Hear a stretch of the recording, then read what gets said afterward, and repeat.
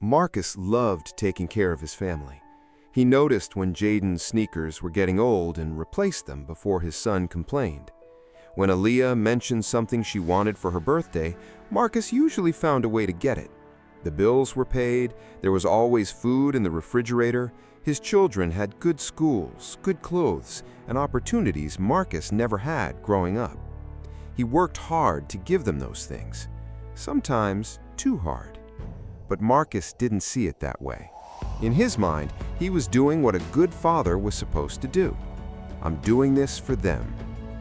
That Saturday afternoon, Marcus walked through the front door carrying a small box. Jayden was on the couch watching television. "Hey, buddy." "Hey, Dad." Marcus held out the box. "I got something for you." Jayden opened it. His eyes widened. "No way! These are the ones!" Marcus smiled. "You said you wanted them." "Thanks, Dad." "Anything for you, man." Then Marcus's phone rang. Work. He looked at the screen, then at Jayden. "Give me 1 second." He walked into the kitchen and answered. Jayden put the headphones on. For a moment, he smiled. Then he looked toward the kitchen. He waited. Maybe his dad would come back. But the conversation continued. Jayden quietly took the headphones off and turned back to the television. Marcus didn't notice. And for Jayden, moments like this were starting to become normal. It wasn't long before Marcus had another chance to be there for Jayden. Friday morning, Jayden asked, "Dad, are you coming to my game today?" Marcus looked up. "Of course." "You promise?" "I promise." But that afternoon, a work meeting ran late. Marcus checked the time, 4:47. The game started at 5. He grabbed his things and rushed out, but traffic was heavy. By the time he reached the school, the game was over. Jayden was near the bleachers with his sports bag. "Jayden?" His son looked up. "Hey, Dad." "I'm sorry, buddy. Work ran late." Jayden shrugged. "It's okay. You know I tried to get here." "I know." There was no anger in his voice. That somehow made it harder. That evening, Marcus stopped at a store and bought Jayden a video game he'd been wanting. When he got home, he handed him the bag. "Here, I got you something." He opened it. "Thanks, Dad." He gave a small smile and put it on the table. Marcus watched him. Something felt different.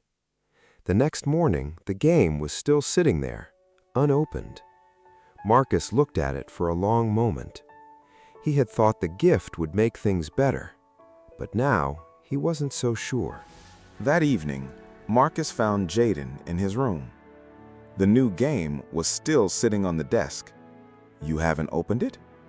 Jayden shook his head. "I will." Marcus stood by the door. "Are you okay?" Jayden was quiet for a moment. "Dad?" "Yeah?"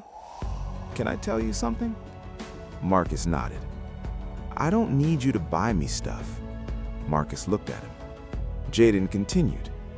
"I just want you to be around sometimes." Marcus didn't answer.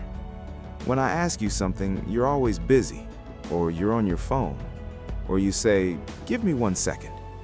Jayden looked down, and sometimes that 1 second never comes. Marcus felt his chest tighten. "I miss you, Dad." Marcus sat down beside him. "I know you work hard for us," Jayden said. "I know you do. But sometimes I just want to talk to you." Marcus looked at the unopened game on the desk, then back at his son. He didn't try to explain. He didn't promise another gift. He simply said, "I'm sorry." Jayden nodded.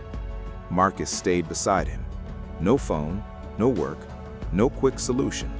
Just the two of them. And this time, Marcus stayed. After that night, Marcus didn't suddenly become a different father.